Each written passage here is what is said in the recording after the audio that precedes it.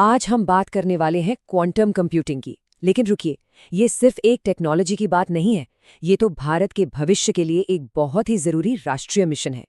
एक ऐसी रेस जिसे हम हारने का सोच भी नहीं सकते। और आज हम यही समझेंगे कि आखिर ऐसा क्यों है। तो चलिए इसी कमाल के आइडिया से शुरू करते हैं। सोचिए कोई ऐसी दवा जो किसी को गायब कर दे। सुनने में फिल्मी लगता है ना? लेकिन अगर ऐसी कोई दवा हो तो एक क्वांटम कंप्यूटर उसका तोड़, उसका एंटीडोट लगभग तुरंत खोज सकता है। देखिए, अदृश्य इंसान तो बस एक कल्पना है, लेकिन एक क्वांटम कंप्यूटर की जो ताकत है ना, नामुमकिन लगने वाली प्रॉब्लम्स को सॉल्व करने की, वो बिल्कुल असली है। ये मिसाल एकदम सही बैठती है। मतलब अनंत संभावनाओं के भूसे के ढेर में से एक सुई को पलक झपकते ही खोज निकालने की काबिलियत।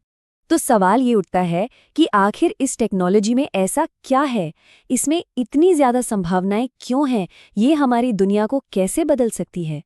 चलिए इसे क्वांटम के वादे को जरा करीब से देखते हैं। बस एक नज़र इन संभावनाओं पर डालिए।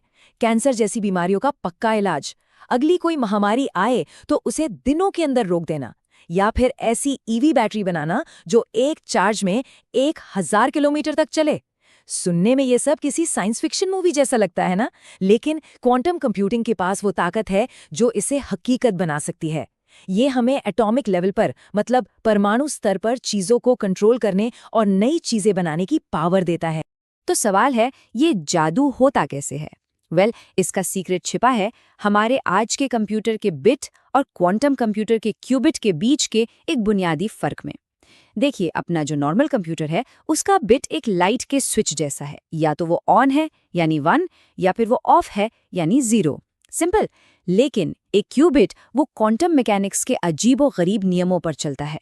वो एक ही समय में 0 भी हो सकता है और 1 भी, मतलब ऑन और ऑफ दोनों एक साथ। एक ऐसी स्टेट जिसमें सारी पॉसिबिलिटीज एक ही पल में मौजूद हो।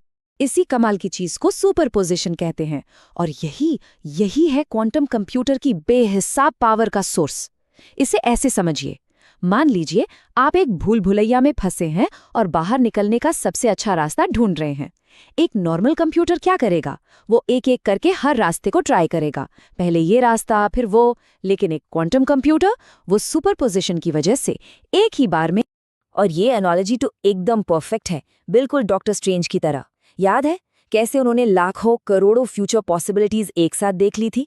बस बिल्कुल वैसे ही एक क्वांटम कंप्यूटर किसी भी प्रॉब्लम के लाखों करोड़ों सॉल्यूशंस को एक ही समय में देख सकता है। और यही है इसकी अविश्वसनीय रफ्तार का राज। लेकिन हर बड़ी ताकत का एक दूसरा पहलू भी होता है, एक डार्क साइड। और क्वांटम कंप्यूटिंग के साथ भी ऐसा ही है। वही पावर जो कैंसर का इलाज ढूंढ सकती है, वही पावर हमारी पूरी डिजिटल दुनिया की नींव को हिलाकर रख सकती है। तो अब वादों से हटकर बात करते हैं क्वांटम के सबसे बड़े खतरे की। बस 1 मिनट के लिए इस सवाल पर सोचिए। आज हमारी पूरी डिजिटल लाइफ, हमारी ऑनलाइन बैंकिंग, हमारे व्हाट्सएप मैसेजेस, सब कुछ एक ताले से सुरक्षित हैं, जिसे हम एन्क्रिप्शन कहते हैं। अब सोचिए, क्या होगा अगर कोई ऐसी चाबी बना ले, कोई क्वांटम कंप्यूटर जो इस ताले को सेकंडों में तोड़ दे? और दांव पे क्या लगा है? हमारे बैंक अकाउंट्स, हमारा आधार और पैन डेटा, हमारी आर्मी, नेवी, एयरफोर्स के सीक्रेट कम्युनिकेशंस, डीआरडीओ के मिसाइल और इसरो के सैटेलाइट कोड्स, और तो और हमारी इंटेलिजेंस एजेंसीज का सारा खुफिया डेटा। ये सब कुछ एक झटके में वल्नरेबल हो जाएगा। ये सिर्फ एक प्रॉब्लम नहीं, ये एक सीधा राष्ट्रीय सुरक्षा का संकट है। और मामला इससे भी कहीं ज्यादा गंभीर हो सकता है। जरा कल्पना कीजिए एक ऐसे साइबर अटैक की, एक क्वांटम अटैक जो हमारे मिसाइल सिस्टम को हैक करके उन्हें गलत दिशा में दाग दे, या हमारे पूरे रडार नेटवर्क को अंधा कर दे। मतलब हम कोई जंग शुरू होने से पहले ही हार सकते हैं।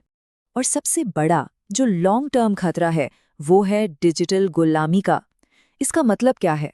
मतलब ये कि अगर हम अपनी खुद की क्वांटम टेक्नोलॉजी नहीं बनाते तो हमें अपने ही डेटा को सिक्योर रखने के लिए दूसरे देशों के आगे हाथ फैलाना पड़ेगा। उनसे क्वांटम सॉफ्टवेयर और सर्विसेज खरीदनी पड़ेंगी। हमारी सॉवरेनिटी, हमारी आत्मनिर्भरता सब दांव पर लग जाएगी। तो ये बात तो बिल्कुल साफ है कि ये एक हाई स्टेक्स ग्लोबल रेस है। इसमें कुछ देश जीतेंगे और कुछ पीछे रह जाएंगे। तो सवाल ये है कि इस रेस में भारत आखिर कहाँ खड़ा है? देखिए, भारत सरकार ने इस जरूरत को पहचाना है। नेशनल क्वांटम मिशन के लिए साल 2023 से 2031 तक के लिए 6003 करोड़ रुपए का बजट रखा गया है। ये एक अच्छी शुरुआत है, नो डाउट, पर क्या ये काफी है? लेकिन जब हम इसे ग्लोबल लेवल पर देखते हैं तो तस्वीर थोड़ी चिंताजनक हो जाती है। जरा इस फर्क पर नजर डालिए। एक तरफ है चीन, जो हर साल करीब करीब 2.5 बिलियन डॉलर्स इन्वेस्ट कर रहा है। दूसरी तरफ है अमेरिका, जो 2018 से ही 1.2 बिलियन डॉलर से ज्यादा लगा चुका है। और इनके मुकाबले भारत का सालाना निवेश है लगभग 100 मिलियन डॉलर। ये समुद्र में एक बूंद जैसा है। ये सिर्फ एक फंडिंग का गैप नहीं है, ये एक स्ट्रेटेजिक खाई है जिसे हमें फौरन भरने की जरूरत है। तो ठीक है, चैलेंज बड़ा है, ये तो समझ आ गया। अब चिंता से आगे बढ़कर समाधान की बात करते हैं। तो आगे का रास्ता क्या है? भारत इस चैलेंज से कैसे निपट सकता है और इस रेस में आगे कैसे निकल सकता है? इसके लिए एक क्लियर 4 स्टेप एक्शन प्लान है। पहला, हमें अपनी एजुकेशन सिस्टम को रिफॉर्म करना होगा। दूसरा, स्टार्टअप्स को सिर्फ अवार्ड्स नहीं, असली सपोर्ट मतलब सरकारी कॉन्ट्रैक्ट्स देने होंगे। तीसरा, देश के हर जोन में क्वांटम टेक पार्क्स जैसा इंफ्रास्ट्रक्चर बनाना होगा। और चौथा, सबसे जरूरी, लोगों में जागरूकता बढ़ानी होगी ताकि क्वांटम शब्द भी एआई की तरह हर घर में जाना पहचाना बन जाए। आप जरा एजुकेशन वाले पॉइंट को और डिटेल में समझते हैं। हमें हर लेवल पर काम करना होगा, मतलब स्कूलों में क्लास 9 से ही बच्चों में क्वांटम को लेकर क्यूरियोसिटी जगानी होगी। कॉलेजों में क्वांटम इंजीनियरिंग में प्रॉपर बीटेक और एमटेक डिग्री शुरू करनी होगी। ऑनलाइन कोर्सेज को सर्टिफिकेशन के साथ फ्री करना होगा। और हाँ, आईटीआई और पॉलिटेक्निक में क्वांटम टेक्नीशियन जैसे वोकेशनल कोर्स भी शुरू करने होंगे। तभी तो हमारे पास एक पूरी क्वांटम रेडी वर्कफोर्स तैयार होगी। तो सबसे ज़रूरी बात जो हमें समझनी है वो ये है कि ये सिर्फ एक और टेक्नोलॉजिकल एडवांसमेंट नहीं है, बिल्कुल नहीं। भारत के लिए ये उतना ही बड़ा और ज़रूरी मोमेंट है जितना 1970s में हमारा न्यूक्लियर प्रोग्राम था। ये हमारे देश के भविष्य की दिशा तय करने वाला पल है।